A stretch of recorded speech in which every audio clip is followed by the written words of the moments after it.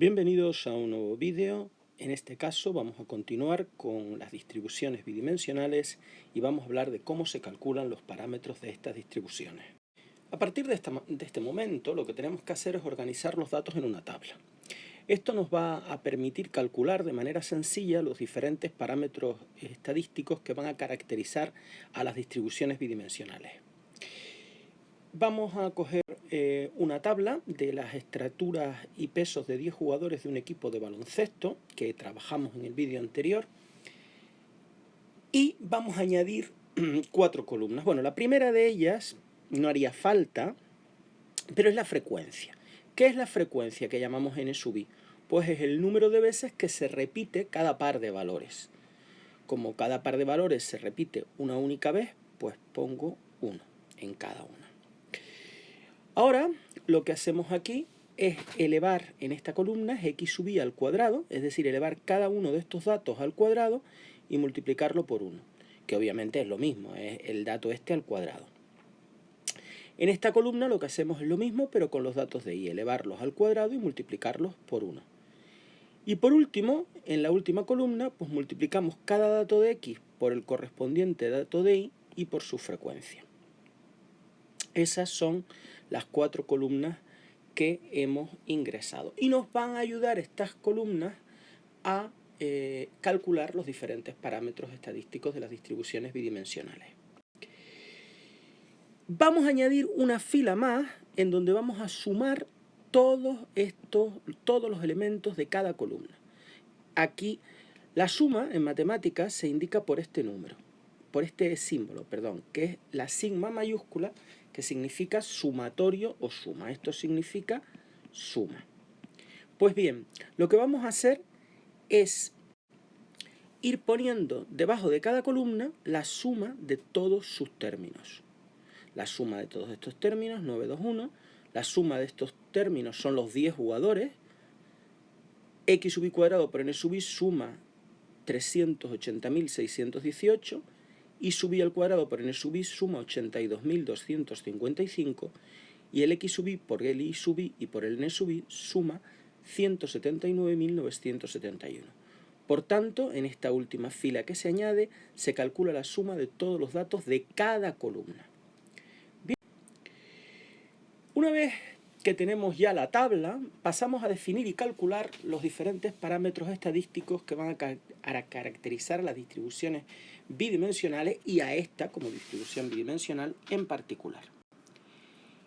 El primer parámetro es el centro de gravedad. El centro de gravedad es un parámetro que nos proporciona el valor medio de las dos variables relacionadas en la distribución. Es decir, el centro de gravedad no es otra cosa que la media de x y la media de y, este punto. ¿Cómo hallamos la media de x? Pues sumando todos los valores de x y dividiéndolos por el número total de valores. Es decir, 1950, que es la suma de todo esto, dividido entre el número total de valores, que es 10. Y la media de y se hará igual, pero con los valores de y, es decir, sumando todos los valores de y, que es 921, dividido entre el número total de valores, que es 10. Aquí tenemos lo que hemos dicho. Luego nuestro centro de gravedad estará en 19,5, 19,50, 92,1. Esto es lo que llamamos centro de gravedad de la distribución. Vamos a hablar ahora de las varianzas y las desviaciones típicas marginales. Son las varianzas y desviaciones típicas de las variables tratadas de manera individual, es decir, la varianza y la desviación típica de la variable x y la varianza y la desviación típica de la variable y. Recordemos que la varianza de una variable es la media aritmética de los cuadrados de las desviaciones respecto a la media. Y la desviación típica de una variable es la raíz cuadrada positiva de la varianza. Para calcular la varianza y la desviación típica usamos estas expresiones.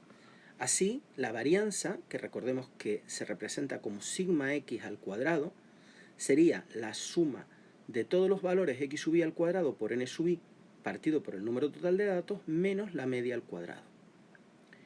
Y la varianza de la variable y, sigma i al cuadrado, sería la suma de todos los i sub i cuadrados por n sub i partido por el número total de datos menos la media de la variable i al cuadrado.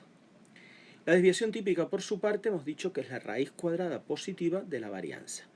Luego, sigma x será la raíz cuadrada positiva de la varianza de x y sigma y la raíz cuadrada positiva de la varianza de y. Bien, si nosotros lo trasladamos a nuestro ejemplo, pues tendríamos los sumatorios de x sub i cuadrado a n sub i, 380.618 entre el número de datos, 10, menos la media, que era 195 al cuadrado.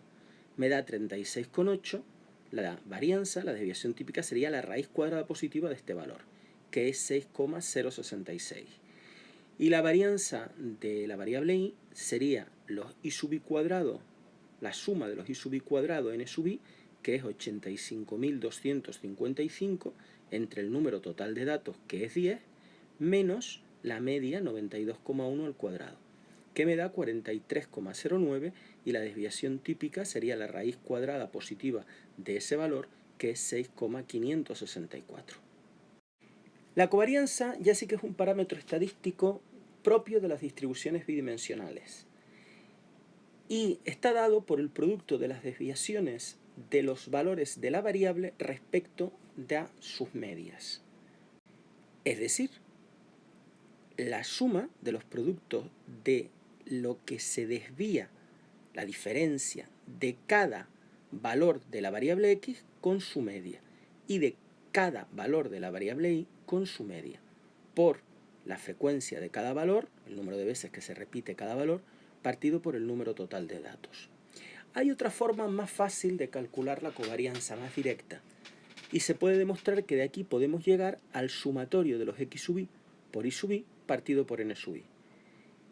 Ese sumatorio viene aquí, es la suma de todos los productos de x, de cada x por cada y por su frecuencia, que me da 179.971 en nuestro ejemplo, partido el número total de datos menos la media de x por la media de la variable y. La covarianza nos va a indicar el sentido de la correlación entre las variables. Así, si la covarianza es mayor que 0, es positiva, la correlación es directa, es decir, a medida que aumenta una variable, la otra también aumenta. Sin embargo, si la covarianza es menor que 0, la correlación es inversa, es decir, si una variable aumenta, la otra disminuye y viceversa. Si la covarianza vale 0, entre las variables no hay ninguna relación. Sin embargo, la covarianza presenta dos dificultades importantes, dos inconvenientes. En primer lugar, su valor depende de la unidad elegida para realizar el estudio. Es decir, si estamos con tallas y pesos, como en este caso, la covarianza tomará diferentes valores si las unidades son centímetros y kilogramos, como en este caso, que si las unidades son metros y gramos. Y otra de las grandes dificultades de la covarianza es que su valor no informa de la fortaleza de la correlación. Solo nos indica si es directa, es inversa o no hay correlación si vale 0. Bien, vamos a aplicar ahora a nuestro ejemplo el cálculo de la covarianza. Si sustituimos este sumatorio, que es 179.971 entre el número de datos, que es 10, menos los productos de las medias, que son 195 por 92,1. La covarianza me da 37,6. Es una covarianza positiva, eso significa que la relación entre las variables es directa. Es decir, que al aumentar la altura también aumenta el peso de un jugador. Y al disminuir la altura, pues disminuye el peso. Bien, vamos ahora a hablar del coeficiente de correlación. El coeficiente de correlación nos permite establecer la relación existente entre las variables de la distribución bidimensional. Viene dado por el cociente entre la covarianza y el producto de las desviaciones típicas marginales de ambas variables. Propiedades del coeficiente de correlación. Es siempre entre menos 1 y 1. Nunca puede ser ni menor de menos 1 ni mayor de 1. Segundo, tiene igual signo que la covarianza. Si el coeficiente de correlación lineal es positivo, la correlación estadística entre las variables será directa. Cuanto más cercano esté ese valor a 1, más fuerte es la correlación. Y si el coeficiente de correlación lineal es negativo, la correlación estadística entre las variables será inversa. Además, cuanto más cercano esté a -1 en este caso, más fuerte es la correlación. Si el coeficiente de correlación tiene un valor cercano a 0, tanto si es positivo como negativo, no hay correlación entre las variables. En general, consideramos que la correlación es fuerte si R es mayor que 0,85 o si R es menor que menos 0,85. Lo podemos expresar si el valor absoluto de R, es decir, R cambiando el signo negativo o cogiendo el positivo, siempre es mayor que 0,85. Si el coeficiente de correlación es 1 o menos 1, la dependencia entre las variables es funcional. El coeficiente de correlación nos aporta un valor que es próximo a -1 o próximo a 1, entonces diremos que la correlación entre las variables es fuerte y se podrán hacer estimaciones fiables del valor de una variable a partir del valor de la otra. En caso contrario, cuando no sea próximo a 1 o menos 1, es decir, cuando sean próximos a 0, las estimaciones no serán fiables y no deberán hacerse. Vamos a calcular para nuestro problema el coeficiente de correlación. Sería la covarianza 37,6 entre la desviación típica de X, que era 6,066, por la desviación típica de Y, que era 6,564. Y me da 0,944. Nos encontramos con un valor mayor de 0,85, por lo tanto podemos decir que la correlación es directa, puesto que es positivo, y muy fuerte, porque es mayor de 0,85. Por tanto, al realizar estimaciones, estas serán muy fiables. Ojo, ya lo veremos en el próximo vídeo, siempre que no sean extrapolaciones. Extrapolaciones es irse a un valor que esté fuera de este rango. Es decir, aquí la altura mínima es 186 y la máxima 205. Pues sería irse fuera del rango 186-205. Y del peso, pues irse del rango 85-103. Irse a pesos menores o mayores. Eso es extrapolar. Pues muchas gracias por vuestra atención y hasta una futura ocasión.